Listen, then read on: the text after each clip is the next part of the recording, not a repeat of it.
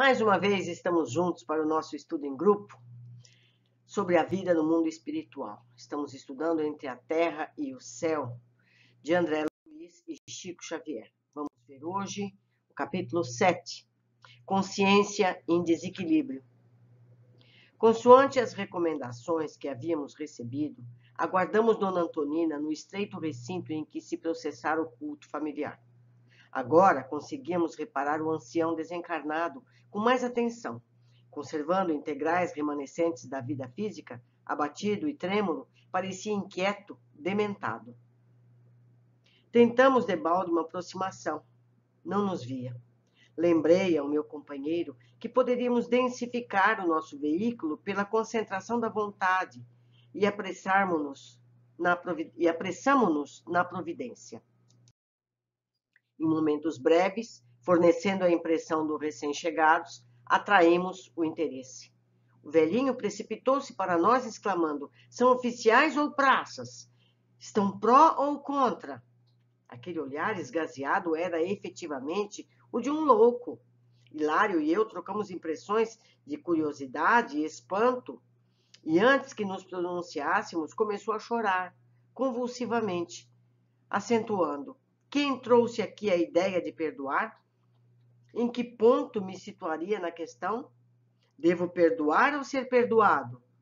Não entendo a necessidade de discussão em torno de um assunto como esses entre fraca mulher e 3 crianças. Comentários dessa natureza devem ser reservados para pessoas aflitas como eu, que trazem um vulcão no centro do crânio."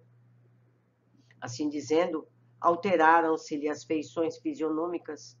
Afigurou-se nos mais distante da realidade, mais inconsciente. Gritando quase, continuou: "Tudo teria sido modificado se me houvessem facultado o encontro com o novo generalíssimo. Sua Alteza compreender-me-ia a situação. Era propósito do marechal requisitar-me para seu serviço exclusivo. Entretanto, por influência do meu miserável perseguidor, sofri transferência injusta. Nosso inesperado amigo vasculhou com os olhos os recantos da sala, qual se temesse a presença de alguma testemunha invisível, e prosseguiu: "Ouçam, porém, o que lhes digo. Ele não somente pretendia afastar-me dos favores do marechal doente, mas planejava furtar-me a mulher, Lola Ibahuri. Como não haveria de querê-la com a paixão que me inspirou? Por que teria eu de seguir para Fecho dos Morros? O intento de me prejudicarem era evidente. Sem dúvida, fui constrangido a sair, mas não fui além do taquaral. O general Polidoro não me abandonaria. Devia regressar a Luque, e regressei. O infame Esteves, contudo, agira sem descansar. Além de assaltar-me os direitos de enfermeiro do quartel-general, desviara a atenção de Lola. A formosa Ibahuri não mais me pertencia. Entregara-se ao amigo desleal. Nossa pequena chácara de laranjeiras, nosso jardim estavam esquecidos. Quem disse que não me sacrifiquei na aquisição da encantadora casinha e por mim confiada à pérfida mulher? Durante um mês longo e terrível, suspirei pelo retorno aos carinhos dela. Quando tornei ao lar, naquela estrelada noite de maio, encontrei-a nos braços do traidor.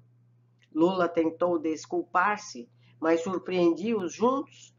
Quis vingar-me de imediato, espetando-o com o meu punhal. Todavia, as tropas deixariam a cidade daí a 3 dias, e o meu inimigo, que se esgueirara na sombra ante a minha aproximação, deu-se pressa em viajar a serviço no rumo de Itaúguá. O ódio passou a dominar-me, enceguecendo-me. Encontrá-lo-ia em alguma parte, abraçá-lo-ia com a mesma cordialidade fingida com que me abraçara pela primeira vez e arrancar-lhe-ia a vida. Assim fiz. Apartei ignorar a realidade e busquei-o, sorrindo, e sorrindo envenenei-o. Creiam, contudo, que somente me abalancei a semelhante ato porque ele era impudente, libertino, cruel. Assassinar-me-ia se eu não tivesse o arrojo de liquidá-lo. Fez breve pausa e, em seguida, ajoelhando diante de nós, passou a clamar de novo em alta voz: Oh, para mim estou certo de que pratiquei a justiça. Mas este homem realmente não me abandona. Lutei tanto, casei-me, organizei grande família, devotei-me à religião, desfrutei os benefícios dos santos sacramentos, admiti que tudo estivesse amplamente solucionado. Entretanto, depois de retirar-me do corpo físico, sob a imposição da velhice e da enfermidade, longe de encontrar o céu, que parece cada vez mais distante de mim, reconheço que este homem continua a perseguir-me por dentro. Faz muitos anos que me despedi dos ossos fatigados e perambulo aflito e infeliz, carregando o inferno dentro de mim. A princípio, procurei o sepulcro, na esperança de soerguer meus restos e, escondendo-me neles, esquecer. Compreendendo, porém, que meu desejo era de todo frustrado, fugi para sempre do lugar que me asila os despojos e devoro ruas e praças, buscando autoridades que me socorram. Depois de passar as mãos pelo rosto, enxugando as lágrimas, continuou: Ó senhores, por quem são? Ainda mesmo que o meu erro fosse tão clamoroso assim, tanto tempo de convívio com este monstro a fitar-me imperturbável, não bastaria a expiação que me compete ao resgate? Se eu confessasse o crime e me demorasse por menos tempo no cárcere, não estaria redimido diante dos tribunais? Sentindo que algo nos caberia dizer à guisa de consolo, afaguei-lhe a cabeça branca e falei, tentando ser gentil: Acalme-se, meu irmão. Quem de nós não terá desacertado no caminho da vida? Sua dor não é única. Também nós trazemos o espírito pejado de aflitivas recordações. As lágrimas de desesperação desajudam a alma. Pelas citações que ouvíamos, percebi que o nosso interlocutor se reportava ao tempo da Guerra do Paraguai, e buscando penetrar o labirinto de suas palavras, que estabeleciam ligação ao passado com o presente, indaguei: A que novo generalíssimo se refere? Ah, ignoram? E dando-nos a ideia de quem vivia profundamente arraigado a particularidades do pretérito, aduziu: Recordo-me com precisão. Sim, a proclamação dele era de 16 de abril. O príncipe D. Gastão de Orleans era o novo comandante em chefe, mas muito me pesava o afastamento do marechal. Qual deles? Perguntei, reavivando a memória. O marechal Guilherme Xavier de Souza. Era meu amigo, meu protetor. Doente, cansado, precisava de mim. Contudo, afastaram-me dele. Esteves, o cão infiel. Nesse instante, porém, a voz extinguiu-se-lhe na garganta. Esbugalharam-se os olhos, e como se estivesse atazanado no íntimo por forças terríveis, insondáveis à nossa observação, começou a queixar-se desesperado. Ah, não posso continuar. Ele novamente, ele, a crescer dentro de mim. Observa-me com asco, e ainda lhe ouço as últimas palavras no estertor da morte. Não, não, bradava ele agora, com evidentes sinais de angústia. Hei de libertar-me, tenho fé. Comovidamente, acerquei-me do pobrezinho e considerei. Sim, meu amigo, a fé representa o milagroso salva-vidas de todos os náufragos. Você tem orado? Tem pedido a Jesus amparo e assistência? Sim, sim, e ainda não lhe chegou qualquer sinal de socorro celeste? O infortunado centralizou em mim um olhar inquieto e informou. Há alguns dias fui à igreja do Rosário, recordando, como sempre, a visita que fiz até lá, na véspera de minha partida para a guerra. E tanto rezei que tive a felicidade de ver o marechal, que me apareceu de súbito. Estava mais moço, incompreensivelmente refeito. Roguei-lhe proteção, ao que me respondeu, informando que o meu caso seria tomado em apreço. Que eu descansasse, pois ainda que os nossos erros sejam grandes, maior é a compaixão de Deus, que nunca nos desampara. E exibindo um gesto de profundo abatimento, acrescentou: mas até agora não tive menor sinal de renovação do caminho. Acariciei-lhe a nevada cabeça e considerei comovidamente: esteja convencido, porém, que a bondade de Jesus não nos faltará. Prometa ajudar-me. Compadeça de mim, gritou o infeliz. De coração intimamente tocado por semelhante apelo, hipotequei-lhe a decisão de colaborar com a sua paz e seu erguimento. Quando o infortunado ancião procurava abraçar-me, Clarencio chegou guiando a outra pupila que nos acompanharia na excursão. Simpática e humilde, após cumprimentar-nos, manteve-se à distância. O mentor, num átimo, compreendeu o que se passava. Vimo-lo concentrar-se por momentos, densificando-se para auxiliar com mais presteza.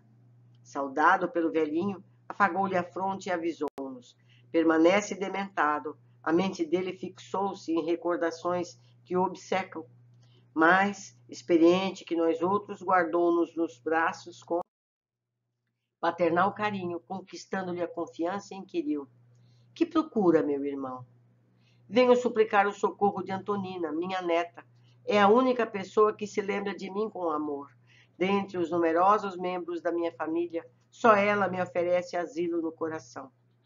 E por que reiniciasse as referências lamuriosas, o ministro colocou a destra sobre a cabeça de nosso interlocutor, como a sondar-lhe o íntimo, em minuciosa perquisição, e em seguida informou: temos aqui o nosso irmão Leonardo Pires, desencarnado há cerca de 20 anos, quando jovem foi empregado do Marechal Guilherme Xavier de Souza e hoje conserva a mente detida num crime de envenenamento em que se envolveu, quando integrava as forças brasileiras acampadas em Piraju, no Paraguai.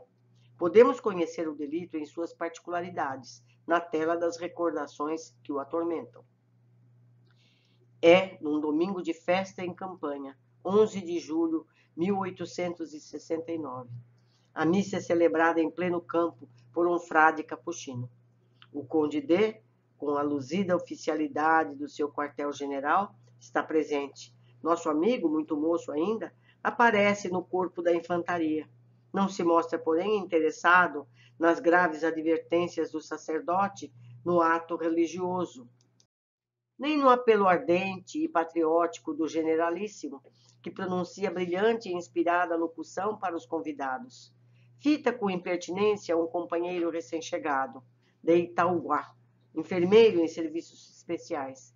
É José Esteves, irrequieto brasileiro de olhos escuros e inteligentes, de garboso porte, com seus 30 anos bem feitos, partilha com o nosso amigo o afeto de linda mulher desquitada, que abandonou o marido e um filho pelo prazer da aventura. Pires, o irmão que observamos, inconformado com os favores da criatura amada para com o patrício que ele odeia, finge ignorar-lhe a situação e insinua-se maneiroso e gentil. Terminada a festa, convida Esteves para a refeição mais íntima e juntos comentam entusiásticos as noitadas do Rio, ansiosos pelo retorno às seduções da retaguarda. Esteves entrosa-se com as impressões de Leonardo, confia nele e conversa loquaz até que o vingativo colega, na taverna improvisada, lhe oferece um copo de vinho com veneno fatal. O companheiro bebe, experimenta estranhas vertigens e morre, praguejando. O acontecimento é recebido com admiração. Um médico argentino é chamado a opinar e verifica o envenenamento. Contudo, as autoridades julgam o silêncio mais acertado. As tropas deveriam seguir rumo ao Paraguai e o caso é encerrado sem maior investigação. Leonardo acompanha o exército para a vanguarda e tenta esquecer o ocorrido. Convive ainda com a requestada mulher por mais algum tempo, mas, de regresso à terra natal, desinteressa-se dela e casa-se no Brasil, deixando vários descendentes. Desencarna valetudinário, isso quer dizer de saúde frágil. Todavia, no leito de morte, reconhece que a lembrança do crime lhe castiga o mundo interior. Ouvida quase todos os demais episódios da existência para centralizar-se apenas nesse.